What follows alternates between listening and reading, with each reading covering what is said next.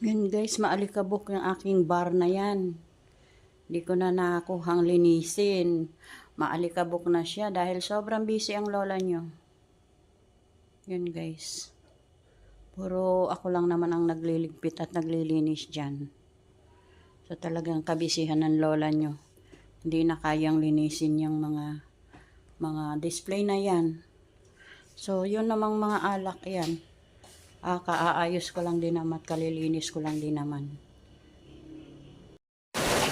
So, naglakad ako guys sa kalsada para puntang tindahan. Ayan, ang lakas ng ulan.